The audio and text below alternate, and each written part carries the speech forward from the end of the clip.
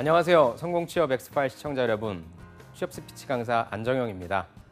오늘도 여러분들 이렇게 다시 만나게 됐는데요. 오늘도 여러분들께 가장 좋은 그리고 가장 핵심적인 강의 들려드리도록 하겠습니다. 오늘에 관련된 강의 내용 그리고 취업에 관련된 어떠한 내용이라도 좋습니다. 저한테 질문 주시는 분들이 더 많아지셨는데요. 이렇게 카카오톡에 취업 스피치 그리고 제가 관련된 강의에 관련된 자료들을 제 블로그를 올려놓는데 그 블로그 안정영 혹은 안컴을 검색하셔서 들어가신 다음에 자료를 찾아보시면 좋을 것 같습니다. 지난 시간에 저희가 취업 면접 완전 정복이라고 하는 시간으로 한 6차례에 걸쳐서 공부를 했더라고요. 제가 봐도 참 놀랐는데 관련된 내용들, 취업 면접을 어떻게 준비하면 좋은지에 대한 기본 과정과 그걸 어떻게 적용하면 좋을지에 대한 실전 적용, 그리고 실제 많이 나오는 면접 기출문제들에 대한 어떤 대응 전략, 구조화시키는 그런 연습들을 좀 했었고요. 상반기 공채 때 각 기업별로 면접들이 어떠한 특징이 있었는지 또 알아보는 시간도 가졌습니다. 그리고 여러분들이 가장 어려워하고 또 기업에선 가장 좋아하는 면접 방식인 PT 면접을 정성적인 면접 방식과 정량적인 면접 방식이 두 가지로 나눠서 6차례에 걸쳐서 총 준비를 해놨으니까 여러분들께서 이전 강의 참고하셔서 취업 면접 보시는 데는 큰 어려움 없으시길 바라도록 하겠습니다. 오늘은 여러분들과 함께 공부할 내용이 바로 지금 이 시간에도, 지금 이 순간에도 활발히 채용이 이루어지고 있는 곳이죠. 예전에는 감히 엄두도 내지 못했는데 요즘에는 그 문턱이 많이 낮아진 바로 공기업에 관련된 채용입니다. 그래서 오늘은 여러분들과 함께 NCS 면접 완전 정복 시간을 좀 가져보려고 합니다. 여러분들이 NCS 면접에 관련된 내용들을 좀 많이 알고 계실 거예요. 그리고 저도 보니까 기존에 강의들이 많이 있었는데 또 여러분들의 관점에서 어떻게 하면 가장 효과적으로 또 가장 손쉽게 여러분들의 핵심을 파악할 수 있을지를 제가 한번 고민해서 강의 자료를 만들었으니까 저와 함께 NCS 면접 완전 정복 시간을 한번 갖도록 하겠습니다. 제일 먼저 제가 여러분들한테 전해드리고 싶은 내용은 그럼 과연 NCS는 기존의 면접과 아니면 NCS 채용은 기존의 채용과 과연 다른 것인가라고 하는 부분입니다. 제가 학생들을 지도할 때 학생들이 많이 질문하는 내용이 선생님, NCS는 준비하려면 힘들다고 하는데 아니면 NCS는 준비하려고 하면 다른 부분들을 많이 보완해야 된다고 하는데 어떻게 해야 되는지 잘 모르겠네요 라는 얘기를 되게 많이 들었거든요. 처음에 저도 NCS가 도입됐을 때는 과연 이것이 많이 다른가? 또 이것도 정말 학생들의 말대로 뭔가 다른 걸 준비해야 되는 건가? 라는 생각을 했거든요. 근데 제가 학생들을 지도하면서 저도 공기업 출신은 아니지만 사기업 출신이지만 공기업의 친구들을 보내보면서 합격시켜보면서 그렇게 크게 다르지 않다. 그래서 NCS를 접근하는 친구들한테 있어서 제일 먼저 해줄 것은 바로 이것이 다르다 아니면 다르지 않다를 먼저 얘기를 해줘야 되겠다. 그런 생각을 갖게 됐습니다. 그래서 오늘은 첫 번째 NCS가 과연 다른 것인가부터 한번 차례차례 좀 차근차근 살펴보도록 하겠습니다. 그리고 이 관점은요, 제가 정의내린 관점입니다, 사실. 그래서 여러분들이 제 말이 절대적으로 옳다라고는 생각하지 마시고요. 제 말에 설득이 되신다면 저의 그 교수법을 따라와 주시면 될 것 같습니다. 저는 거시적 관점에서 한번 NCS가 어떤지 살펴봤습니다. NCS, 먼저 정의부터 한번 볼게요. NCS의 정의 많이 보셨겠지만 N은 내셔널입니다. 그 다음에 C는 컴피턴시, 그 다음에 S는 스탠다드죠. 각각의 뜻을 제 나름대로 한번 정의를 해봤습니다.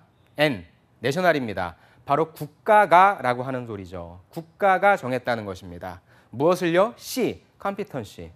그 할 일, 여러분들이 지원하고자 하는 그 직무에 필요한 역량이 있잖아요. 여러분들이 그렇게 잘 알고 있는 직무 역량이라고 하는 것을 국가가 정해놨다고 하는 것입니다. 무엇을요? 바로 기준을 수립해놨다는 거예요. 예를 들어서 저처럼 이런 강사를 하려면 강사의 역량은 무엇이 필요하다라고 정해놓는 것이고 여러분들이 많이 쓰는 영업관리라면 영업관리는 무엇을 해야 된다라고 그런 것들을 다 국가가 정해놨다라고 하는 부분이에요. 재밌죠? 국가가 이런 것들도 다 정해주고. 그래서 국가가 정해놨다라고 해서 당연히 어디부터 시작되겠습니까? 국가기관인 공기업부터 시작을 하겠죠. 그래서 관심사는 하나였어요. 바로 공기업부터 시작된 이 NCS가 사기업까지 과연 확산될 것인가? 저는 개인적인 생각으로 반반이라고 생각을 합니다. 물론 기업이 NCS의 이름을 그대로 따갖고 와서 NCS 채용이라고 할 수는 없겠죠. 기업은 국가가 아니니까. 하지만 여기서 가장 포인트는 무엇입니까? 바로 직무를 구체적으로 정해주고 그 직무의 기준을 보고 뽑으라고 얘기를 했지 않습니까? 그래서 여러분들 느끼시겠지만 요즘 사기업들 어때요? 사기업들도 채용 설명회를 하거나 자기소개서를 하거나 면접을 볼 때 다 무엇을 강조한다? 직무 역량을 강조하지 않습니까? 그래서 그런 면에 있어서는 사기업까지 어느 정도는 확장이 된 것 같다고 저도 생각을 합니다. 두 번째, 컴피턴시, 할 일에 대한 직무 역량입니다. 여러분들이 이 일을 하기 위해서 필요한 직무 역량. 그렇다면은 이 NCS에서 가장 중요한 부분이 사실 이거죠. 일에 필요한 스펙을 점검하겠다. 예전에는 여러분들 아시겠지만 공기업 지원하려면 어땠어요? 토익도 990 만점을 받아야 됐죠. 그다음 학점도 거의 4.5점에 근접해야 됐죠. 즉 모든 소위 얘기하는 스펙들이 다 갖추어져야만 공기업에 지원할 수 있는 그런 자격이 됐어요. 흔히 얘기하는 직무 역량에 필요 없는 스펙까지, 즉 오버 스펙까지를 봤다는 것이죠. 그런데 요즘은 어떻습니까? 바로 온스펙 하는 것이죠. 그래서 여러분들이 NCS를 내가 공기업을 지원하겠다라고 생각하시는 분들은 스펙을 안 보겠다는 것이 아니에요. 무슨 내용입니까? 바로 스펙을 안 보는 것이 아니라 나에게 필요한 스펙, 즉 온스펙만 보겠다라고 하는 겁니다. 그래서 난 아무것도 준비 안 했는데 야 근데 공기업이 스펙 안 본다며 나 지원할 수 있겠네? 라고 해서 지원하는 분들은 없어야 되고요. 그런 분들이 뽑힐 확률도 지극히 낮습니다. 공기업이 필요로 하는 직무, 공기업이 소개해 놓은 직무에 철저히 준비된 친구들만이 갈 수 있다는 것이지 준비가 전혀 안 된 친구들은 절대 갈 수가 없습니다. 마지막 S, 스탠다드죠. 기준을 수립했다. 바로 객관적으로 점검하겠다는 거죠. 필요한 직무 역량까지는 다 정의할 수 있어요. 무엇이 필요해, 무엇이 필요해. 그럼 이거에 대한 기준을 국가가 객관적으로 수립했다는 것이죠. 그런데 저는 여기에서 한 가지, 특히 면접에서 여러분들과 같이 얘기 나누고 싶은 부분이 그렇죠. 면접에서도 여러분들이 직무 역량을 충분히 점검할 거예요. 하지만 그 점검하는 그 주체가 누굽니까? 바로 사람입니다. 저는 그렇게 생각을 합니다. 자기소개서가 됐건 아니면 여러분들 쓰는 직무기술서가 됐건 필기 전형이 됐건 다 여러분들을 보지 않고 진행해요. 하지만 사람은 사람을 만나게 되면 정성적으로 그 사람의 어떤 주관적인 감정이라든지 정성적인 요소가 개입되기 때문에 아무리 국가에서 이러한 기준을 수립해놨다 하더라도 그 사람의 정성적인 관점은 들어갈 수밖에 없을 것이라고 생각합니다. 하지만 기업보다는 어느 정도의 체계가 있기 때문에 그나마 객관성이 조금 있다라고 얘기할 수 있는 부분이죠. 이게 바로 NCS에 관련된 채용이라고 저는 생각을 합니다. 그렇다면 한번 비교해 볼게요. 무엇과 비교해 보냐면요. 바로 CCS입니다. CCS는 처음 들어보셨을 거예요. 예, 제가 만들었습니다. C는요, 컴퍼니입니다. 내셔널, 국가가 아니라 컴퍼니, 똑같습니다. C는요, 컴피턴시, S는 스탠다드입니다. 한마디로 얘기해서 기업은 직무 역량에 대한 기준이 과연 있을까? 그러니까 이건 철저하게 NCS와 CCS, 기업에서 바라보는 관점이 과연 같냐 다르냐 그 관점에서 본 내용입니다. 그렇다면 기업은 국가는 기준이 있대. 그럼 기업도 과연 기준이 있을까라고 하는 관점에서 본 것입니다. 자, 예전 사기업들 어땠어요? 이력서 볼 때 직무와 관련 없는 내용 막 적으라고 했잖아요. 개인 신상을 적어라, 학점을 적어라, 어학점수 적어라, 자격 적어라. 이렇게 우리가 직접적으로 연관없진 않지만 실제 직무 역량과는 연관성이 조금 떨어지는 항목들을 적으라고 했었죠. 그리고 예전 사기업들의 자소서 어땠어요? 자소서도 직무와 관련 없는, 즉 직접적으로 관련 없고 그 사람의 어떤 가능성만을 보고 판단할 수 있는 성격, 성장 과정, 학교 생활, 즉 약간 추상적인 내용들을 좀 적으라고 했었죠. 그리고 예전 사기업들의 필기시험입니다. 필기시험도 역시 직무와 관련 없는 탈맥락적이다. 이런 내용들을 봤다라고 해요. 그리고 마지막으로 예전 사기업들의 면접 전형 어땠어요? 면접 전형이 가장 주관성이 많이 들어갔다고 해서 일상적이고 단편적인 대화 나눔으로써 그 사람이 갖고 있는 인상이라든지 외모라든지 이런 주관적 판단에 의해서 점수를 줬다라고 하죠. 하지만 요즘은 어떻습니까? 제가 봤을 때 기업은 각각의 비전과 인재상이 있어요. 그렇죠? 그래서 여러분들 채용 설명에 나가면 항상 인사 담당자가 우리 회사는 이러한 비전이 있고요. 우리 회사는 이러한 인재상이 있기 때문에 이런 사람들을 뽑겠습니다라고 뭘 주는 거예요? 가이드라인을 주는 거예요. 즉 국가에서 제시하는 그런 기준처럼 기업도 우리 회사는 이런 친구들을 좋아하고 이런 비전이 있으니까 이거에 맞고 이거에 적합한 인재들을 뽑을 거야 라고 얘기하는 부분인 거죠. 그리고 기업은 특히나 존재의 목적이 이윤 추구잖아요. 그렇죠? 공기업은 물론 이윤 추구의 공기업도 있지만 실질적으로 이윤 추구보다는 다른 공익적인 목적이 크겠죠. 하지만 기업에서는 어떤 인재를 원하겠습니까? 우리 기업에 와서 물건을 하나라도 더 팔아줄 인재, 우리 기업에 와서 이미지를 조금 더 좋게 해서 물건을 팔아주는 데 도움이 돼줄 그런 인재들을 뽑는 거잖아요. 즉 이윤 추구의 목적의 인재들을 뽑는다는 거죠. 직무 역량에 대한 부분은 어떨까요? 여러분들 예전에 직무 역량에 대해서 흐려졌던 건 사실이에요. 그래서 친구들을 다 데리고 어디 갑니까? 인문교육 가잖아요. 거기에서 정신교육하고 그다음에 OJT 통해서 이 친구가 지원한 직무에 맞도록 트레이닝을 했다는 겁니다. 하지만 요즘은 시대가 조금 달라졌죠. 바로바로 일할 수 있는 그런 친구들을 원하게 되었고요. 왜 그랬냐면 특히나 높아지는 퇴사율 때문에 그랬습니다. 이 직무 자체를 명확하게 얘기해 주지 않으니까 친구들이 이런 일을 하는 줄 알고 왔는데 이런 일이 아닌 거예요. 그래서 높아지는 퇴사율 때문에 기업에서도 우리가 직무를 명확히 해줘서 정말 일할 수 있는 인재들, 일할 수 있는 친구들만 뽑아야 되겠구나라는 생각을 하게 돼서 기업들도 이 직무에 관련해서 눈을 크게 뜨기 시작한 것이죠. 마지막 기준이 있을까 합니다. 예, 기준이 있죠. 사실 기업은 여러분들이 대기업을 들어가냐 아니면은 중소기업을 들어가냐에 따라 여러분들이 맡게 될 직무, 그 일이 되게 총괄적으로 모든 걸 다 할 수 있고요. 아니면 되게 세분화되어 있어서 하나의 일만 담당할 수 있습니다. 그리고 특히나 여러분들 채용에 대한 관심, 요즘 점점 기업들 제가 계속 말씀드렸지만 채용에 대한 관심을 통해서 여러분들에게 필요한 직무 역량에 대해서 하나하나 구체적으로 친절하게 알려주고 있는 그러한 실정입니다. 정리를 한번 해볼게요. NCS와 CCS 둘 다 공통적인 부분이 C와 S죠. 그래서 여기에서 가장 중요한 부분은 저는 C라고 생각을 하고요. 과연 C, 어느 것이 다르냐? 저는 직무 역량을 구체적으로 표현해 주느냐 아니면 얼마만큼 구체적으로 표현해 주느냐가 가장 중요할 것 같습니다. 그래서 다시 얘기하면요. 어때요? NCS, 국가 쪽이 굉장히 상세하게 기술을 했잖아요. 그래서 여러분들이 내가 영업관리야라고 한다면 기업에서 영업관리에 대해서 알려주는 것보다 NCS 들어가서 영업관리하는 직무에 대해서 여러분들이 한번 읽어볼 수 있는 내용이 훨씬 많다는 거죠. 즉, 이 얘기는 뭐냐면 NCS가 오히려 내가 직무에 관련된 채용을 하기가 더 쉽다는 거예요. 그래서 여러분들이 기업 지원할 때 뭐가 제일 어려워요? 모호하잖아요. 잘 모르잖아요. 근데 NCS에서는 이걸 다 알려주니까 선생님, NCS 취업이 어려운 거 아니에요? 뭐라고 대답해야 되겠어요? 아니죠. 더 쉽죠. 왜? 여러분들한테 더 상세하게 알려주고 있으니까 훨씬 더 쉽습니다. 다음 S라고 하는 부분이죠. 기준입니다. 기준. 진짜 객관적인 검증의 툴이 있냐. 진짜 직무 역량만을 보고 뽑을 수 있는 기준이 있느냐 없느냐의 조건인 거죠. 객관성의 수준은 제가 봤을 때 국가나 아니면 일반 기업이나 거의 비슷하다고 봅니다. 왜? 기업도 예전엔 가능성만을 보고 뽑았는데 퇴사율이 점점 높아지고 또 요즘에 기업 상황이 안 좋으니까 진짜 바로바로 와서 일할 수 있는 인재가 필요하니까 이 기준 자체가 진짜 직무 역량만을 보는 그런 쪽으로 흘러가고 있다는 것이죠. 그래서 저는 NCS가 다르냐라고 하는 여러분들의 질문에 아니, 거의 거시적인 관점에서는 같다라고 말씀을 드리고 싶어요. 매우 유사하다. 그리고 제가 말씀드리지만 이제 인식을 바꾸세요.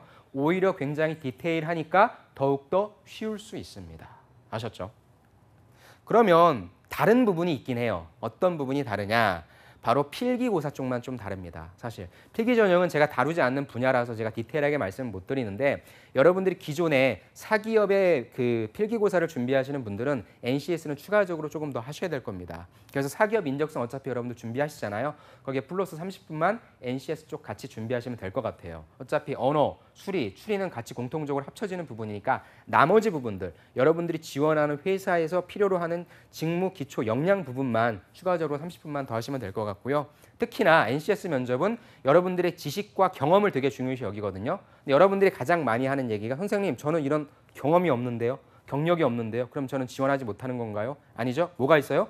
지식이 있잖아요. 즉 여러분들이 갖고 계신 인문, 상경계 친구들, 이공계는 말할 것도 없고요. 인문, 상경계 친구들도 여러분들이 갖고 계신 전공 과목에 대한 공부를 게을리하지 않으시면 됩니다. 즉 똑같아요. 여러분들 사기업 가셔도 이 부분에 대해서 준비하시잖아요. 어차피 전공 과목 공부에 대한 부분 PT 면접을 하시니까 여러분들이 달리 하실 건 아무것도 없어요. 추가적으로 30분만 필기 전형만 더 하자. 이렇게만 전략을 짜고 나가시면 될 것 같습니다. 그렇다면 여러분들은 왜 다르다고 느낄까? 전 이게 되게 궁금하더라고요. 근데 왜 이렇게 내가 봤을 때도 디테일하게 모든 걸 다 알려주는데 친구들은 왜 NCS가 다르다고 느낄까? 그 원인을 제가 한번 찾아봤어요. 그랬더니 너무 솔직한 거예요. 뭐가요? NCS가요. 자, 뭐가 솔직하냐? 첫 번째 솔직함은 바로 채용 규모를요. NCS는 굉장히 솔직하게 오픈을 합니다. 자, 이게 이번에 뜬 거거든요. 우체국 물류지원단 직원 채용 공고에 관련된 내용인데요. 보십시오, 여러분. 2명, 사무직은 2명 뽑는데요. 그다음에 운전직은 10명, 물류직은 1명 뽑는다고 합니다. 보통 기업체들 어때요? 1명 뽑으면 공명이죠. 그다음에 공공명이죠. 이게 여러분들한테 심리적인 안정감을 줄 거예요. 근데 이렇게 2명 돼 있고 1명 돼 있으면 어떻습니까? 와, 이거 진짜 어려운 거 아니야? 실상 여러분들이 들어가는 그런 회사들도요. 거의 이런 수준입니다. 근데 NCS에서는 이걸 그냥 밝혀놓으니까 여러분들의 부담감이 되게 커지는 것 같다라고 저는 생각을 해요. 여기도 역시 마찬가지로 이번에 주택금융공사 인문계 친구들, 상경계 친구들 되게 가기 좋아하죠. 여기도 36명, 6명, 3명 이렇게 명확하게 명시를 해놔서 여러분들이 보기에 아, 내가 과연 36명 안에 낄 수 있을까라는 생각을 하게 되는 거죠. 그다음에 이 부분은 근로복지공단이었는데요. 역시 굉장히 디테일하죠. 사실 사기업은 이렇게 채용에 관련된 계획을 세우는데 상시 변하거든요. 그래서 몇 명을 채용한다라고 얘기를 할 수 없습니다. 하지만 공기업은 국가적, 사회적 책임이 있어서 그런지 몰라도 명확하게 공지를 하고 그 부분에 대한 채용을 하기 때문에 이것이 오히려 여러분들처럼 지원하는 사람 입장에서는 야, 정말 어렵구나라고 해서 공기업은 아무나 가는 게 아닌가 봐라고 하는 생각을 할 수 있다는 것이죠. 그래서 여기 보십시오. 이게 삼성전자, 이번에 정말 많은 채용을 한 삼성전자에 관련된 채용 공고인데 어디에도 몇 명 채용이라고 하는 것은 안 보이고 있죠. 예. 이런 것이 약간 차이가 있을 거예요. 그래서 제가 지원자라도 삼성전자는 내가 그래도 뽑힐 수 있지 않을까라고 하는 가능성은 보일 수 있을 것 같아요. 왜? 몇 명인지 모르니까. 그리고 혹시나 더 추가할 수도 있으니까. 하지만 공기업 NCS 쪽은 명확하게 나눠져 있으니까 과연 내가 거기에 속할 수 있을까라고 하는 걱정을 할 수 있는 것이죠. 두 번째, 어떤 부분을 그래서 저는 채용 규모는 여러분들 모르셔도 돼요. 그냥 몇 명을 지원하는지 모르셔도 되고 그냥 아, 내가 지원하는 분야에 그냥 뽑는구나 라는 정도까지만 알고 가셔도 됩니다. 예, 여러분들 심적으로. 두 번째는 가산점 정보에 관련된 또 디테일이 있더라고요. 이게 아까 보셨던 그 우체국에 관련된 부분인데 15점짜리, 10점짜리, 5점짜리 사무직, 운전직, 물류직 등 너무 아주 친절하게 각각의 가산점 받는 것들을 다 해놓은 거예요. 그러니까 여러분들이 나는 10점짜리 갖고 있는데 나는 5점짜리 갖고 있는데 이런 식으로 생각해서 여러분들 스스로를 점수와 매겨서 어렵다고 생각하게 되는 것이죠. 그래서 때로는 이런 디테일이 어쩌면 지원자들한테는 안 좋을 수도 있겠구나라는 생각을 저는 좀 하게 됐습니다. 그리고 이 부분들 특히 우대사항들 굉장히 디테일하잖아요. 일반 사기업과 비교해 보세요, 여러분들. 사기업은 이렇게 디테일하진 않거든요. 그래서 이런 것들을 보면 이래서 여러분들이 아, 공기업 가는 애들은 따로 정해져 있구나. 그래서 난 아니구나라는 생각을 할 수 있다는 거죠. 그래서 가산점 정보 같은 경우에는요, 저는 무시했으면 좋겠어요. 즉, 채용 공고만 보고요, 여러분들 몇 명 뽑는지, 그리고 가산점에 뭐가 있는지 이런 것들을 그냥 읽어보지 마세요. 어차피 여러분들 그냥 그 시간에 차라리 전공 공부 하나 더 하는 게 낫고 필기시험 문제 하나 더 푸는 게 낫습니다. 그럼 왜 다르다고 느끼지? 두 번째 있어요. 이거는 또 정말 중요한 것 같아요. 채용 시점이 다르기 때문이에요. 여러분들 지금 어때요? 일반 사기업들은 상반기 공채가 다 끝났다라고 보잖아요. 그렇죠? 여러분들 머릿속에 이미 공채라고 하는 건 3월부터 시작해서 6월 초면 끝나는 거다. 여러분들 머릿속에 있어서 이 이외의 채용은 이거는 뭐 좋은 기업 아닌 거 아니야? 조그만 기업 아니야? 흔히 얘기하는 강소기업 아니야? 이렇게 받아들이는 거죠. 근데 NCS는 어때요? 공기업은 어때요? 매번 채용이 다 일어나요. 이게 다르단 말이죠. 그래서 3월 달에도 보통 이거 보시면 제가 그 캠퍼스 자벤조이에서 캡처한 내용인데 3월 달에도 이만큼, 4월 달에도 이만큼, 그 다음에 5월 달에도 이만큼, 6월, 7월. 7월에는 보통 사기업 안 뽑거든요. 다 휴가 기간이라. 근데 7월에도 이만큼, 8월, 9월에도 이만큼, 10월, 11월에도 이만큼씩. 즉 무슨 말이냐. 통상적인 공채와는 다른 이질감을 여러분들이 느끼시기 때문에 NCS 채용은 나와는 좀 다른 거다. 일반 사기업을 지원하는 사람들과는 좀 다른 거다라고 느낄 수 있어요. 그리고 또 한 가지가 있어요. 바로 기업명이 주는 느낌 때문에 그렇습니다. 삼성전자, 뭐 SK, LG 이런 것들은 여러분들한테 익숙해져 있어가지고 어떠한 기업인지 그나마 조금 알 수 있거든요. 그런데 공기업 같은 경우에는요. 특히나 한국천문연구원, 한국기초과학지원연구원, 그다음 4월에는 국가핵융합연구소, 그다음에 5월에는 농업기술실용화재단, 국방과학연구소, 6월에는 한국조세재정연구원, 국가과학기술인력개발원, 그다음에 광해관리공단, 그다음에 한국원자력연구원, 국방과학연구소, 정보통신정책연구원 등 여러분들이 대학교 다니면서 듣도 보도 못했던 그러한 기업들일 거예요. 그러니까 내가 갈 곳은 아닌가 보네. 내가 지원할 곳은 아닌가 보네라고 여러분들이 먼저 차단하게 되는 것이죠.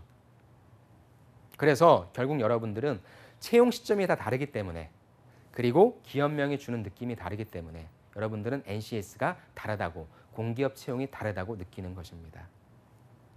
하지만 여러분들 그러면 이런 것들을 좀 그러니까 중요한 부분은 이제 이런 것들을 적응해야 되는 거잖아요. 그래서 여러분들이 3월 달부터 6월 초까지 열리는 일반 사기업 공채와는 별도로 매일매일 상시 검색을 해야 돼요. 공기업 채용은 제가 조금 이따 알려드리겠지만 그 사이트에 들어가셔서요. 매일매일 확인하셔서 이 기업이 이제 떴구나. 이제 써야 되겠다. 이건 전혀 이질적인 게 아니야. 늘 당연한 공기업의 채용인 거야 라고 여러분들이 투트랙으로 나가시는데 하나의 전략으로 가져가셔야 되고요.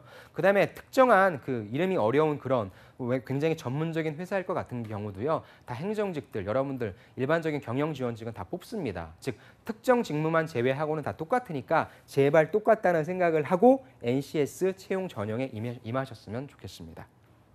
그러니까 누가 지원해야 돼요, 여러분? NCS 공기업은 누가 지원해야 돼요? 바로 여러분들이 지원을 하셔야 됩니다. 어떤 여러분? 일반 사기업을 준비하고 계신 여러분, 그리고 지금 상반기 공채에 떨어졌다고 낙심하고 계신 바로 여러분이 지금 뭐 하고 계셔야 돼요? NCS 채용 빨리 뒤져서 지금 못 떴습니까? 국민 건강보험공단 떴잖아요. 그렇죠? 약 300명 이상을 채용하는 걸로 알고 있는데 그거 빨리 써야죠, 여러분. 그래서 지금 채용이 끝난 게 아니에요. NCS 채용은 항상 일어나고 있으니까 바로바로 꼭 지원하셨으면 좋겠습니다. 그래서 인문 상경계열, 그다음에 이공계열들 당연히 투트랙으로 지원하시고요. 다를 게 없으니까 당연히 지원하셔도 됩니다. 다른 거 아까 말씀드렸죠. 필기고사에 30분만 플러스 시켜서 준비를 해라. 나머지는 다 똑같고 오히려 더 디테일하니까 쉽다 어렵다 쉽습니다. 그래서 지금 지원을 하십시오. 자, 이제 본격적으로 NCS가 다르지 않다라고 하는 전제를 좀 여러분들한테 말씀드렸어요. 이게 가장 중요하니까. 여러분들이 취업을 할 때 있어서 가장 중요한 부분은 의식이거든요. 이 의식을 제고해야 되거든요. 그 부분에 있어서 좀 제가 시간을 썼고요. 이제 NCS의 가장 핵심이에요. 두 가지를 말씀드릴 텐데 이걸 모르면 안 되고요. 이 두 가지가 여러분들 NCS 채용에 있어서는 끝까지 따라갑니다. 자, 그 두 가지는 바로 직업기초능력과 직무수행능력이에요. 자, 하나씩 볼게요. 직업기초능력과 직무수행능력은 여러분들이 흔히 얘기하는 자소서를 쓸 때, 그리고 필기고사를 볼 때, 그리고 면접 때까지. 그러니까 사실 NCS 면접은 이렇습니다라고 얘기를 할 수는 없어요. 왜? 자소서에 있는 내용을 면접 때 그대로 물어보거든요. 즉 자소서건 필기건 면접이건 이 두 가지 직업기초능력과 직무수행능력은 계속 따라다닙니다. 그래서 여러분들이 직업기초능력은 무엇인지, 직무수행능력은 어떻게 찾는 것인지를 여러분들이 명확하게 알고 가셔야 돼요. 그걸 확실히 하고 가신 다음에 면접을 제대로 준비할 수 있으십니다. 자, 직업기초능력은 외우세요. 외우시는 게 좀 좋을 것 같아요. 왜냐하면 이건 제가 그때 그 취업 면접 첫 번째 기본 얘기할 때도 이 직업기초능력 10가지로 여러분들의 역량을 표현하라고 하는 말씀을 해드렸거든요. 그것처럼 직업기초능력은 여러분들이 취업할 때 이 타이틀만으로도 여러분들이 면접 때나 자기소개서 때 좋은 점수를 받을 수 있습니다. 10가지예요. 저는 이렇게 외웁니다. 수많은 문자와 의자, 얘네들은 대기조인데 얘들은 항상 정직하다라고 해서 제가 이렇게 앞글자를 따서 외우는 걸 좋아하는데 여러분들도 이 10가지는 외우시면 좋을 것 같아요. 그럼 먼저 하나씩 볼게요. 수는 수리 능력이고요. 문자는 문제 해결 자기 개발인데 하나씩 살펴보면서 시간이 없으니까 하나씩 본격적으로 살펴보면서 보겠습니다. 자, 여기서의 수리 능력은요. 일반적으로 여러분들이 알고 계신 그런 능력과는 약간 비슷할 수도 있고요. 다를 수도 있어요. 그러니까 여러분들이 취업하시는 동안에는 수리 능력은 NCS가 얘기해 주는 이 기준, 이 개념, 그리고 어떤 내용이 바로 수리 능력의 내용인지를 여러분들이 파악하시는 것이 중요합니다. 수리 능력은 기초 연산이죠, 여러분들. 기업 들어가면 당연히 아까 얘기했죠. 수익을 내는 인재가 돼야 되니까 당연히 플러스 마이너스 곱하기 나누긴 할 줄 알아야 되겠죠. 그 다음에 통계, 사실 이 부분이 되게 중요합니다. 기업엔 굉장히 많은 자료들이 있죠. 이런 통계 자료들도 활용할 수 있는 것이 수리 능력이고요. 여러분들 도표 분석할 수 있어야 되고요. 도표도 만들어낼 수 있어야 됩니다. 이것이 여러분들이 회사 다닐 때 필요한 수리 능력이라고 하는 거예요.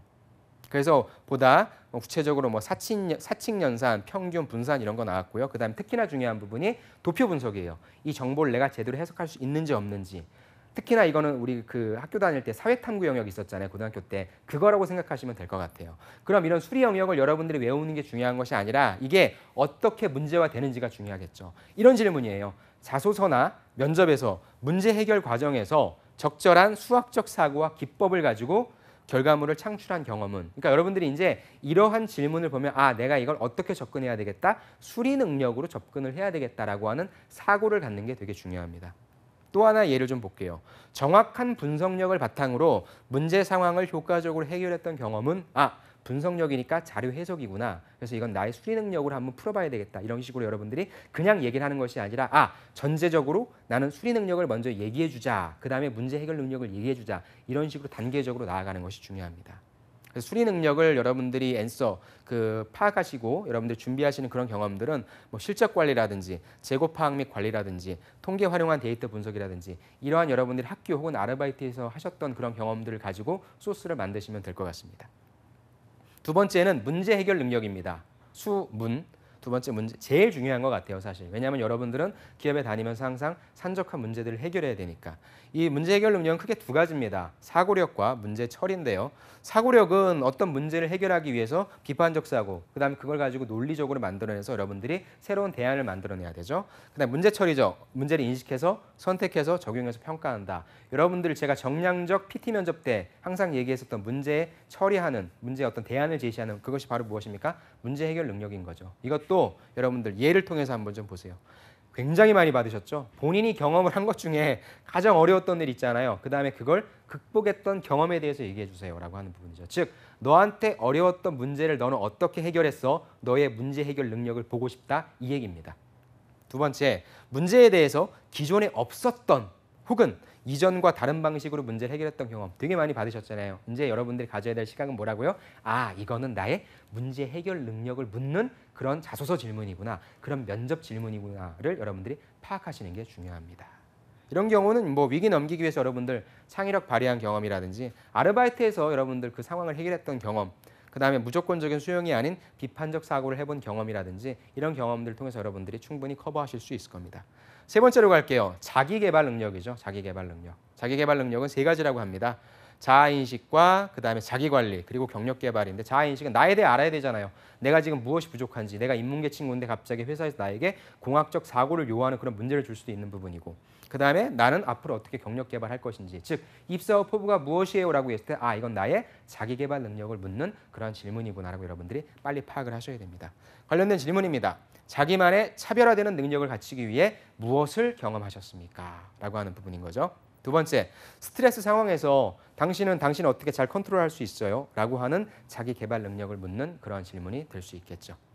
그래서 본인이 부족한 점을 파악하고 보완하기 위해서 어떻게 노력했는지, 주어진 일을 잘하기 위해서 내가 스스로, 그러니까 사실 이게 자기 개발 능력이라고 딱 무자르듯이 자를 수는 없어요. 문제 해결 능력도 되잖아요. 하지만 여러분들이 포션을 주는 거죠. 지금 이 부분은 자기 개발 능력이니까 아, 내가 이걸 해결하기 위해서 내가 스스로 노력했던 부분에 포커싱을 맞춰서 얘기를 해야 된다고 하는 부분입니다. 이해가 되셨죠? 그래서 차별화된 역량을 쌓기 위해서, 목표 달성을 하기 위해서 내가 구체적으로 무엇을 했는지에 대해서 초점을 맞춰서 말씀을 해주시면 됩니다. 다음, 의사소통 능력이죠. 여러분들이 면접이나 자소서에 가장 많이 쓰는 저는 커뮤니케이션 역량이 풍부합니다라고 얘기하는 부분이 바로 의사소통 능력이에요. 의사소통 능력은 크게 세 가지입니다. 문서 이해 작성, 경청. 그러니까 위에 거는요, 문서는 뭐예요? 내가 글로 쓰는 거죠. 글을 읽고 이해할 수 있고 내가 글로 표현하는 거. 남의 얘기를 듣고 경청해서 내가 말로 표현한 나의 의사표현. 그다음에 NCS에서는요. 의사소통 능력 중에 한 가지를 뭘 넣습니까? 기초 외국어도 넣고 있습니다. 즉 여러분들의 외국어 실력도 의사소통 능력으로 이렇게 포함되어 있다는 하는 사실을 저는 꼭 알고 가셨으면 좋겠어요. 그래서 읽고 이해하고 듣고 이해하고 이해한 부분을 글로 쓰고 그다음에 입으로 얘기하고, 이것이 바로 의사소통 능력입니다. 가장 쉽죠. 그래서 이런 질문 나올 수 있죠. 자신이 속한 조직 내에서 구성원 간의 갈등이 발생했을 때 본인의 역할로 이건 아까 봤던 자기개발 능력도 마찬가지네요. 그렇죠. 그러면서 이번엔 의사소통 능력에 내가 커뮤니케이션을 어떻게 했는지, 나만의 의사소통 방식은 무엇인지, 글로써 이해를 했는지 말로써 이해를 했는지, 글로써 이해를 시켰는지 말로써 이해를 시켰는지 의사소통 능력 관점에서 여러분들 풀어내라고 하는 것입니다. 두 번째 질문, 누군가를 설득해서 자신이 원하는 바를 성취했던 경험은, 이것이 오히려 조금 더 가깝겠죠. 즉 이런 얘기 할 수 있어요. 설득해본 경험 있어요? 특히나 영업이나 영업관리 직무들은 이런 얘기들 많이 듣겠죠. 그때 여러분들의 의사소통 능력을 보여주면 됩니다. 어떤 식으로 준비하면 되냐면요. 일을 하면서 실제 여러분들이 상대방을 이해시키거나 설득시켜본 경험, 아니면 상대방 말을 경청하고 의사도 제대로 전달한 경험, 아니면 직접적으로 계약서나 제안서를 작성해서 작성해보거나 아니면 관리한 경험. 즉 의사소통 능력은 여러분들 꼭 들어올 거예요, 질문이. 그래서 이런 것에 대해서 좀 대비를 해놓고 답변거리를 만들어 놓으면 좋을 것 같습니다. 다음에 두 번째 자입니다. 이거는 자원 관리 능력이에요. 그래서 회사의 시간, 예산 다 정해져 있죠. 그다음 물적 자원, 인적 자원 다 정해져 있죠. 이 부분에 대해서 과연 당신은 어떻게 컨트롤하는지 그 능력을 묻는 그러한 능력이고요. 질문을 보면요. 제한된 자원에도 불구하고 목표를 달성했던 경험들 많이 보셨을 거예요. 즉 어찌됐건 여러분들 회사에선 여러분들한테 시간, 자원 절대 풍부하게 주지 않습니다. 항상 모자라요. 그럼 그 순간에 여러분들이 어떻게 기지를 발휘해서 이것을 해결하려고 하는지, 여러분들이 주어진 자원을 어떻게 효과적으로 쓰는지 그걸 알고 싶어서 묻는 질문이니까 거기에 포커싱을 해서 얘기를 해야 됩니다. 두 번째, 한정된 자원을 활용해서 최상의 결과물을 활용한 방법은 역시 마찬가지죠. 여러분들이 가지고 있는 자원을 어떻게 활용해서 이것을 해결해 나갈 것인가에 대해서 묻는 질문입니다. 그래서 어떻게 해야 되겠어요? 당연히 우선순위, 여러분들 제일 많이 얘기하잖아요. 저는 시간을 모든 일에 다 하다 보니까 할 수 없어서 이제는 우선순위, 다이어리에 우선순위를 작성해가지고 그렇게 하고 있습니다. 그런 경험도 좋아요. 업무 진행 시 또 서류나 비품을 잘 정리해서 여러분들 구체적으로 그게 어디에 있었죠? 어떤 칸에 있었죠? 그럼 어떻게 꺼내죠? 폴더를 어떻게 정리하죠? 이런 질문도 실질적으로 나오거든요. 그런 것들이 바로 자원관리 능력을 묻는 문제입니다. 그리고 인맥을 활용해서 혼자서 할 수 없었던 일을 처리했다. 여러분들의 인적관리잖아요. 나만의 자산이니까 그런 부분도 자원관리 능력으로 볼 수 있는 겁니다. 다음, 대인관계 능력이죠. 대인관계 능력은 당연히 회사는 혼자 일한다? 아니죠. 같이 일하니까 누군가와 같이 일할 수 있는 조직 및 팀 내 대인관계 중요하죠. 그 다음에 이 회사 내에서만 중요합니까? 아니죠. 내가 대외적인 업무를 담당하는 영업이라든지 세일즈 이런 직무는 어때요? 바깥에 있는 사람들, 즉 고객과의 대인관계도 굉장히 중요한 부분입니다. 그렇게 대인관계 능력은요. 제가 내용이 많아서 5가지 키워드만 좀 적어봤어요. 팀워크, 리더십, 갈등 관리, 협상 및 설득, 고객 서비스. 이건 내용은 다 있으니까 여러분들이 어떠한 개념인지만 파악하시고요. 중요한 부분은 이러한 문제가 생겼을 때 무엇입니까? 자신과 다른 견해를 가진 사람과 의견 충돌이 있었어. 이럴 때 당신은 어떻게 해결했는가? 물론 의사소통을 잘해서라고 하는 부분도 있겠지만 이 부분은 내가 평소에 대인관계를 어떻게 했는지, 팀워크 아니면 어떤 리더십 이런 것들을 발휘해서 해결했다라고 하든지 대인관계 능력에 초점을 맞춰서 여러분들이 말씀을 하셔야 될 것 같습니다. 두 번째, 직무 수행 과정이나 일상생활에서 리더십을 발휘한 경험이 있는가? 이건 나의 대인관계 능력을 묻는 문제구나라고 여러분들이 빠르게 파악을 하시면 좋을 것 같습니다. 대인관계 능력 어떻게 준비하면 될까요? 여러분들 팀원들과 프로젝트 많이 하잖아요. 그렇게 해서 협업했던 경험, 또 리더로서 여러분들 다 리더라고 얘기하니까 팀을 이끌었던 경험 얘기하면 되고요. 제일 중요한 게 저거죠. 의견이 맞지 않는 팀원들과 일을 할 때, 상사와의 갈등이 발생했을 때 어떻게 하겠는가라고 하는 대인관계 능력에 대해서 묻는 질문이니까 평소에 그런 것들에 대한 답변은 한두 개 정도 준비를 해놓는 것이 중요할 것 같습니다. 자, 이번엔 기술 능력입니다. 기술 능력은 기술을 이해해서 그 이해한 기술을 선택해서 적용하는 것을 얘기하겠죠. 그래서 업무에 필요한 기술 원리에 대한 이해, 그 다음에 업무에 필요한 기술 선택 및 적용 능력인데요. 역시 질문을 보면 우리 회사에 근무하기 위해서 필요한 역량과 지식을 습득하기 위해 노력했냐. 즉 우리 회사 당신이 영업관리라고 하는 직무를 지원했는데 영업관리직을 잘할 수 있는 것은 무엇이에요? 그러니까 여러분의 알고 있는 지식이라든지 경험에 대해서 얘기해 주세요라고 한다면 이것은 나의 기술 능력을 묻는 문제구나라고 여러분들이 파악을 하시고 그 내에서 답변을 하시면 될 것 같아요. 두 번째, 우리 공단에 기여할 수 있는 적합한 인재로서 보유한 능력은 그 능력을 개발하기 위한 노력은 즉 어때요? 기술 능력을 묻는 문제는 당신은 어떤 기술을 갖고 있습니까? 라는 질문보다도 여러분들의 지원 동기, 즉 직무 지원 동기를 물을 때 그 대답은 내가 기술 능력으로 하면 되겠구나라고 하는 가이드라인을 잡고 가면 될 것 같습니다. 그래서 이 부분은 여러분들 당연히 여러분들 전공 과목에서 알고 있었던 지식이라든지 그런 아니면 여러분들이 외적으로 대외 활동을 통해서 했던 경험이라든지 이런 걸 통해서 여러분들이 가져가시면 될 것 같고요. 문제를 해결하기 위해 했던 지식, 즉 여러분들만의 방법론적인 것들, 정성적인 방법, 정량적인 방법 다 좀 준비를 해놓으시면 뭐 큰 막힘은 없을 것 같습니다.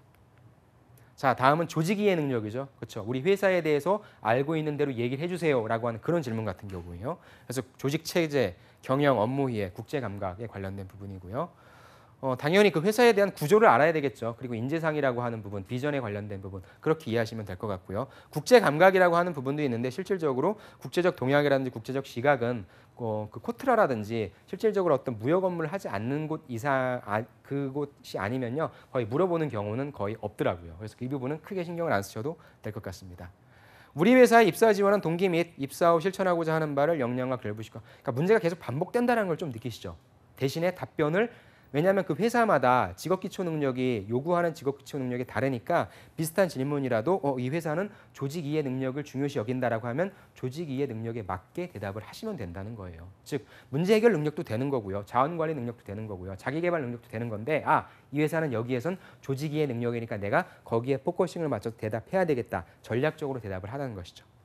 두 번째, 우리 공사의 최근 이슈. 이거는 명확하죠. 우리 공사에 대해서 알고 있어? 우리 회사가 나아가는 사업 방향에 대해서 알고 있어라고 하는 부분이니까 당연히 이 부분은 조직 이해 능력이 되겠죠. 어떻게 준비해야 됩니까? 제일 좋은 부분은 여러분들이 그 기업의 서포터즈, 그죠? 홍보대사를 하는 게 제일 좋을 거예요. 공기업들도 그런 부분들을 많이 하고 있으니까 평소에 여러분들이 관심 있어 하는 사항들을 하면 좋겠고요. 직접적으로 마케팅 전략을 만들어 보거나 아니면 제안서를 만들어낸다면 여러분들이 그 조직에 대해서 충분히 이해를 할 수 있을 것 같습니다.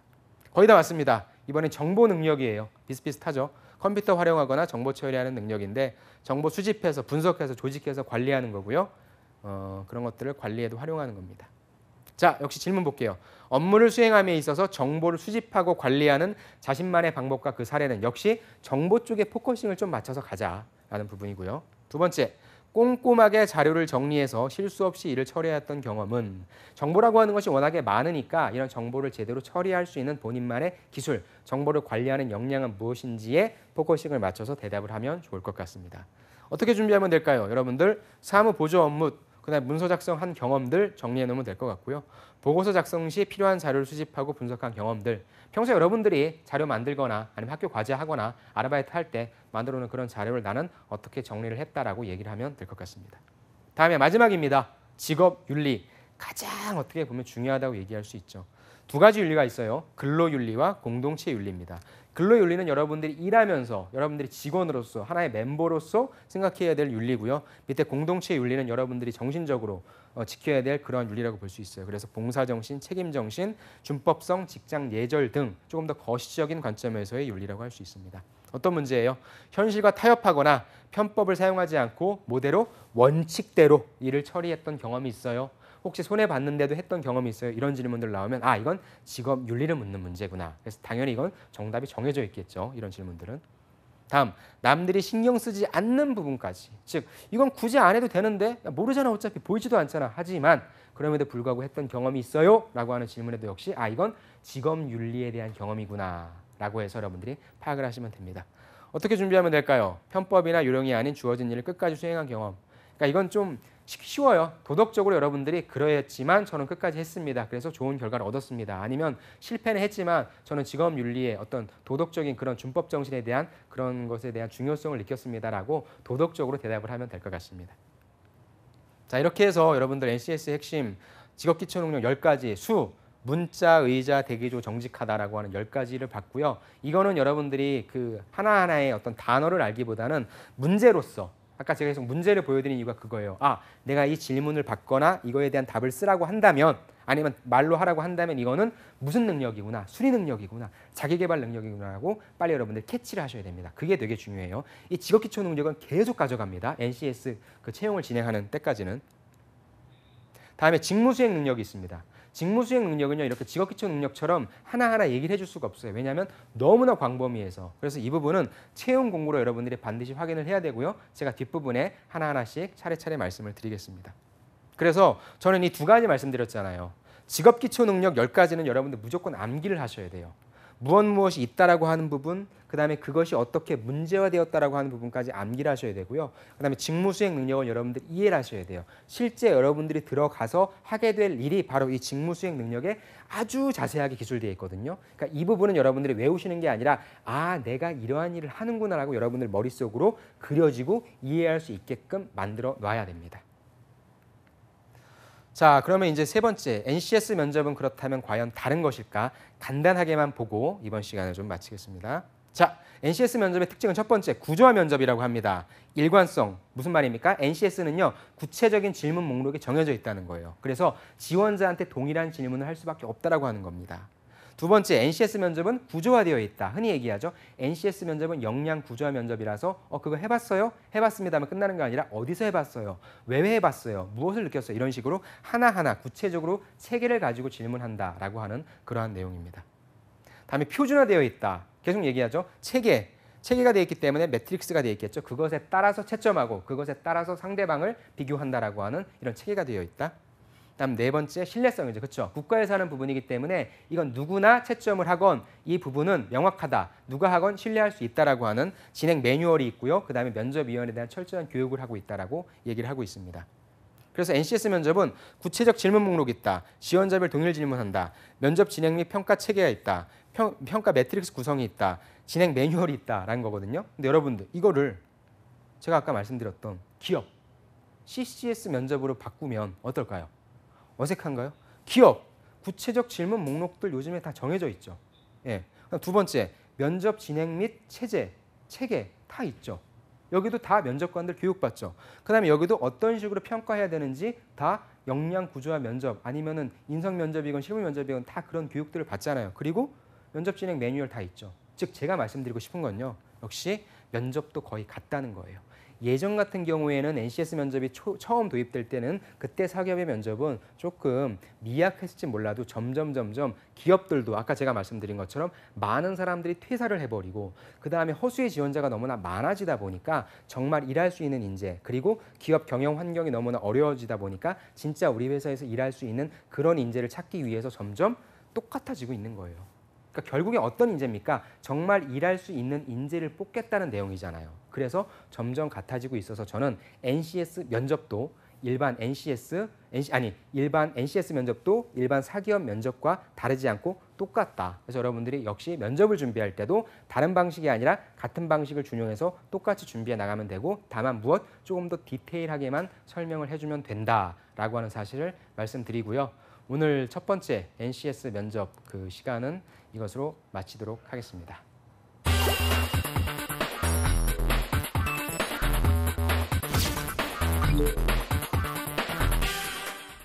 네, 여러분 코너 속의 코너 취신남 취준생에게 신문 읽어주는 남자 오늘도 변함없이 진행을 하겠습니다.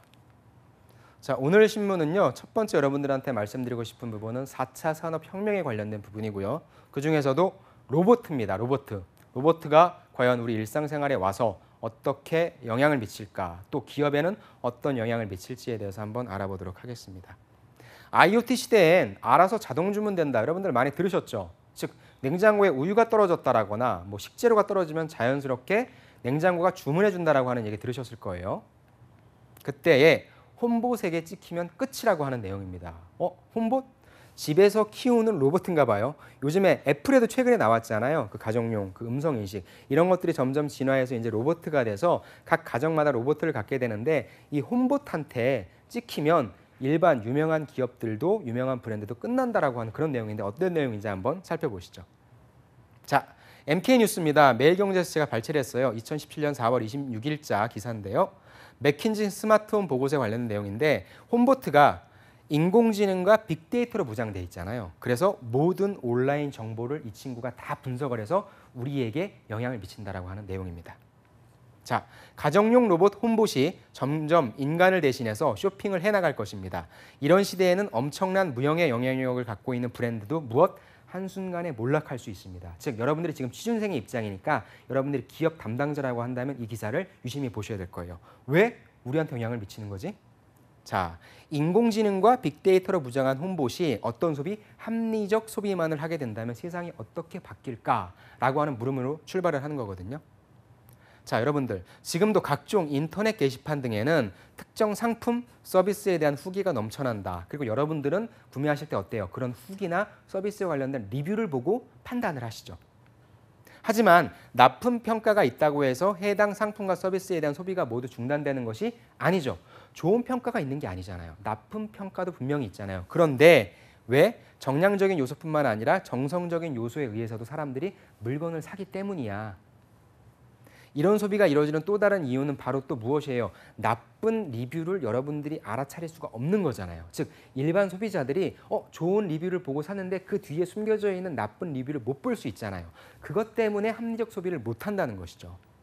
하지만 이런 모든 평가가 담긴 빅데이터를 실시간으로 분석해서 제공받을 수 있다면 어떨까요? 즉 좋은 정보 쭉 나쁜 정보 쭉 수집해서 아 이거는 좋다 나쁘다를 걸러주는 그러한 장비가 홈보트라고 하는 거잖아요. 이것이 생긴다면 어떻게 될까? 그것에 관련된 내용인 거예요. AI 기술까지 본격 적용이 된다라면 개인 맞춤형으로 분석해 준다면 합리적 소비를 하게 한다는 것이죠. 일반 소비자 입장에서는 좋겠죠. 그래서 AI의 선호도가 경쟁사로 바뀌면 해당 제품 수요가 제로로 급감할 수도 있다라고 하는 내용이죠. 즉 우리 제품에 대한 일반 소비자들의 인식은 좋았어. 왜냐하면 무조건 좋은 리뷰만 있다고 해서 사는 건 아니었거든. 나쁜 리뷰도 있었지만 정성적인 요소도 있었잖아. 하지만 이제 집에서 주문하는 것들이 홈봇이 그 역할을 하게 된다면 우리 인간의 선택권, 우리 일반 사람들의 선택권은 없어지는 거잖아요. 홈봇이 알아서 아 이건 좋은 정보, 나쁜 정보인데 스스로 알아서 계산을 해서 이것은 좋은 거니까 좋은 걸 주문하는 거예요. 나쁨을 알매도 불구하고 샀었는데 이제 이러한 경우까지 차단된다고 하니까 이제는 철저하게 브랜드 평판이라든지 아니면 정말 하나하나의 아주 세세한 부분까지도 기업 입장에서는 신경을 써야 된다고 하는 부분인 거죠. 즉 4차 산업혁명으로 인해서 홈보트가 생기면 점점 기업 입장에서는 좀 골머리를 앓을 그럴 가능성도 있다는 것입니다. 그래서 자동으로 주문해서 홈보트가 채워나가기 때문에 그렇다. 그래서 이 기사를 보면 여러분들 직업윤리, 그렇죠? 홈보트가 받아들이기에 기업의 평판이 좋지 않다. 그래서 이 기업은 안 돼라고 판단할 수 있겠죠. 그 다음에 브랜드 평판, 그리고 제품에 대한 실질적인 소비자들의 어떤 그런 반응들을 다 파악을 해서 얘기를 해주기 때문에 그런 중요성들이 더욱더 강조돼서 제가 지원한 앞으로 4차 산업혁명이 이루어질수록 그런 평판 관리까지도 중요시 여기는 그러한 기업이 돼야 된다고 생각합니다라고 여러분들한테 인사이트를 던져드리고 싶습니다. 추가적인 퀘스천을 여러분들한테 요청을 한다면요. 4차 산업혁명이 바꿔놓을 여러분들이 지원하는 산업의 미래 중요하죠. 지금 유통업과 가장 밀접하게 되어 있는데 여러분들이 지원하시는 산업과 어떤 식으로 연관될지는 한 번쯤은 꼭 생각해 보시길 바랍니다. 두 번째 기사는 바로 유통업에 관련된 기사고요. 유통업, 바로 홈쇼핑에 관련된 기사입니다. 어떤 기사인지 볼까요? 여러분들 유통업 홈쇼핑, 꼭 홈쇼핑이 아니더라도 쇼핑하는 업체 이런 데 있어서의 가장 큰 경쟁력은 무엇일까요? 그것은 바로 빠른 배송 시스템일 것 같아요. 그거에 관련된 기사입니다. 자, 2017년 5월 23일자 매일경제입니다. 경기도 군포에 900억 투자된 첨단 물류센터를 건립한다고 합니다. 여기에는요, 그냥 물류센터가 아니라 자동화 설비, 빅데이터를 도입해서 배송 물량을 확대를 시킨다고 합니다. 그리고 무엇을 시간을 단축시키는 그런 내용이라고 합니다. 자, GS 홈쇼핑이 유통과 배송 전쟁에 뛰어들었다고 합니다. 왜? 신속하게 배송해야 유통업체의 핵심 경쟁력으로 떠오르게 되면 더 많은 고객에게 상품을 효율적으로 배송할 수 있기 때문에 그래서 빠른 배송이 중요한 거랍니다. 군포 물류센터는 자동화 설비, 빅데이터 분석을 통해서 물동량을 예측합니다. 그 다음에 재고 관리 시스템을 갖춘 최첨단 물류센터라고 합니다. 내부 동선도 최적화했대요. 그 다음에 설비도 자동화해서 99.9%까지 거의 100%라는 소리죠. 100%까지 자동 분류가 가능하도록 할 계획이다. 자동화 시스템이 구축이 되면 고객을 위한 부가 서비스의 질도 높아진다고 합니다. 주문한 상품을 모아서 한 번에 배송해주는 합포장 서비스. 이런 것들도 가능하게 돼서 고객은 여러 가지 물품을 한 번에 받게 되고 배송비도 절감하게 되니까 GS 홈쇼핑을 기왕이면 GS 홈쇼핑을 살래 이렇게 된다는 것이죠. 물류센터의 접근성도 향상된다고 합니다. 군포에 있기 때문에 협력사들 이동거리가 줄어들고요. 배송사의 간선 이동 시간도 역시 36% 감소할 것으로 보입니다. 그렇다면 배송 시간 또한 단축돼서 고객들의 편의성, 빠른 배송 이런 것들에 훨씬 더 큰 영향을 미친다는 것이죠. 그렇다면 저는 이 기사를 보고 한국은 좀 땅덩어리가 좁잖아. 미국은 유통업의 최고 선진국인 미국은 어떨까가 궁금하더라고요. 그래서 미국은 어떨지 한번 기사를 추가적으로 분석을 해봤습니다. 자, 타깃, 월마트, 아마존 등 역시나 배송 전쟁이 이루어지고 있더라고요. 글로벌 이코노믹이라고 하는 신문 2017년도 5월 18일자 신문을 한번 살펴보도록 하겠습니다. 자, 할인 유통점 타깃과 월마트, 세계 최대 이커머스 업체인 아마존도 역시 배송 전쟁에 나섰다고 합니다. 전 세계가 배송 전쟁이네요. 타깃은 이달 초부터 무료 배송 최저 구입 금액을 당초 $25에서 $35로 올렸다고 합니다. 경쟁업체 월마트와 아마존과는 반대되는 행보인데요. 월마트인 경우에는 올해 초 무료 배송 최저 구입 금액을 $50에서 $35로 오히려 낮췄다고 합니다. 아마존도 최근 무료 배송 최저 구입 금액을 $49에서 $35로 인하했다고 하고요. 월마트는 200만 가지 제품에 대해서 배송 기간을 우리나라 같으면 상상도 못하죠. 3일에서 5일로 단축했다라고 합니다. 아마존의 경우에는요. 유료 회원들에게서 5,000개 이상 도시에서 1일 배송 서비스를 제공하고 있고 30개 주요 도시에서는 한두 시간 안에도 배송을 한다고 합니다. 즉 배송에 굉장히 열을 올리고 있다고 볼 수 있죠. 자, 유통업계에서는 온라인 쇼핑 시장 쟁탈전이 가격 경쟁이 중요한 것이 아니라 이제 무엇? 배송 경쟁으로 넘어가고 있다고 합니다. 그래서 무료 배송은 당연하고 앞으로는 속도 경쟁으로 이어질 것일 가능성이 높다라고 미주 중앙일보에서 발췌한 내용까지 전해드림으로써 이 내용을 여러분들이 보시군요. 배송의 중요성, 그렇죠? 유통업체에 있어서 정말로 중요한 부분이 배송이거든요. 그 중요성을 다시 한번 그 경쟁력이 있다라고 하는 부분을 인식하셨으면 좋겠고요. 추가적인 퀘스천을 드린다면은 우리나라 같은 경우에는 국토 면적이 제한이 되기 때문에 아무리 늦어도 하루 이틀이면 되잖아요. 제주도 같은 경우에도. 그렇다면 우리는 무조건적으로 빠른 배송만은 답이 아닐 거예요.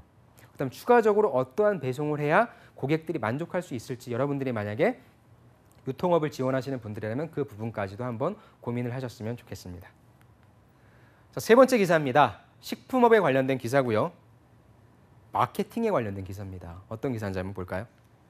자, 여러분들 식품업은 어때요? 보통 되게 오래된 제품들이 많잖아요. 흔히 얘기하는 장수 제품이 많아요. 그래서 잘못 느끼면, 자칫 잘못하면 좀 어때요? 저거 내가 어렸을 때 옛날에 먹었던 건데 하고 해서 올드하게 느껴지거든요. 점점 올드해지고 있다라고 하는 것이 하나의 과제가 될 것 같아요.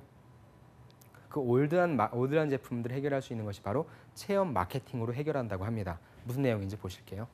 자, 2017년 5월 18일자 역시 매경입니다. 체험형 공간 통합 마케팅을 통해서 기업들 이미지 홍보 효과를 노린다라고 하는 내용입니다. 18일 부산 해운대구 청사포 해변에 모카 사진관, 여러분들 그 동서요 식품에서 만들어낸 그 모카, 제주도에 있는 거 아시죠? 카페. 그거의 3호점이라고 합니다. 이번엔 사진관이래요. 모카골드가 무료고요. 1층부터 3층에 마련된 포토스폿에서 사진도 자유롭게 찍을 수 있고요. 테라스에서는 여유로운 시간도 가질 수 있다고 합니다. 2015년도 제주도의 모카다방, 그다음에 성수동의 모카 책방에 이은 세 번째 모카 팝업 카페라고 합니다. 왜? 한가롭게 쉬고 놀 수 있는 공간도 선물하고 또 가장 중요한 게 뭐예요? 제품 이미지를 끌어올릴 수 있잖아요. 즉, 되게 올드한 줄 알았더니 야 이렇게 됐네? 역시 친숙하게 받아들일 수 있다라고 하는 부분인 거죠. 2015년도 11일, 12월에 8,000명이 모카다방 방문했고 4에서 6월에는 5만 6천 명이 모카 책방을 다녀갔을 정도로 성황을 이뤘다. 그래서 다방이나 책방에 보통 혼자 간다면 다방과 책방이 혼자 연인 친구가 즐기는 공간이었다면 사진관은 어때요? 이제 가족들이 올 수 있는 곳을 한번 만들어 보겠다는 거죠. 점점 포션을 넓혀 나가는 거예요. 그래서 커피 한 잔과 사람들, 소중한 순간을 보통 어떻게 해요? 소중한 순간을 사진으로 담아두고 싶으니까 사진관을 만들자고 하는 것이죠. 정말로 머리 좋은 것 같아요. 그래서 동서식품도 뿐만 아니라 빙그레, 혜태제가, 오리온, SPC 등 여러분들이 다 알고 있는 어렸을 때부터 접했던 그런 업체들도 지금 팝업 스토어, 플래그십 스토어 등으로 여러분들을 끌어당기고 있다고 하는 겁니다. 빙그레는 역시 옐로우 카페, 제주점 2호점을 열었다고 합니다. 여러분들 동대문에 가보시면 그 현대 아울렛 이거 있잖아요. 근데 거기보다 10배나 큰 200평 규모로 냈다라고 했고요. 음료, 디저트, MD 상품, 다양한 형태의 체험 공간이 있다라고 합니다. 친숙하니까 가보고 싶죠. 신기하고. 혜태제과 같은 경우에는 혜태로를 통해서 허니버터칩 신제품이 나왔거든요. 역시 이것을 통해서 수제 베이커리, 수제 감자칩 등 다양한 디저트를 통해서 기업의 이미지를 제고하고 있다고 합니다. 오리온도 역시 랩오라고 해서 연구소의 랩과 오리온의 오를 합친 그런 디저트 연구소 역할을 수행하고 있다고 합니다. SPC 3립은 약간 다르긴 해요. 여기는 휴게소 특산물 팝업 스토어를 본격화해서 휴게소 인근 농가에 판매처를 제공해서 지역 특산물을 이렇게 갖다 놓고 홍보하고 방문하게 해서 저렴하게 파는 그런 상생 협력 모델을 만들었다고 합니다. 자, 이제 이 부분이 중요합니다. 모카 사진관에서는 사진을 주제로 한 다양한 프로그램도 진행되고 사진도 찍어주면서 초청 사진관 그리고 사진 관련 강의 하나의 플랫폼이 만들어지고 있는 거예요. 즉 원래는 모카 커피를 팔아야 되는데 이제 이 뒷부분이 이게 뒤로 살짝 숨어지면서 사람들을 모을 수 있는 플랫폼을 만들어 놓는다는 것이죠. 커피 한 잔이 주는 여유와 행복을 사진으로 담아갈 수 있고 앞으로도 모카골드 한 잔과 함께하는 이색적이고 따뜻한 마케팅 활동을 통해 소비자들이 올드하잖아. 이거 내가 옛날에 했던 건데 요즘은 세련되지 않잖아. 이런 느낌이 아니라 항상 당신과 함께하는 그런 친숙한 이미지다라고 하는 것을 주기 위한 마케팅 활동을 펼쳐나가겠다라고 하는 그런 내용입니다. 그래서 여러분들이 만약에 지원하시는 기업이 되게 오래됐어요. 특히나 식품이다. 그렇다면은 친근함을 무기로 한 마케팅이 무엇이 있는지에 대해서 한번 인사이트를 느끼시고요. 끊임없는 새로움을 여러분들이 줄 수 있는 전략은 무엇인지에 대해서도 한번 생각해 보시면 좋을 것 같습니다. 이상으로 오늘도 신문기사를 좀 살펴봤고요. 여러분들 다양한 기사, 다양한 교육 제도를 통해서 여러분들이 원하시는 곳에 꼭 취업 합격하실 수 있기를 바라면서 오늘도 긴 시간 동안 경청해 주셔서 감사합니다.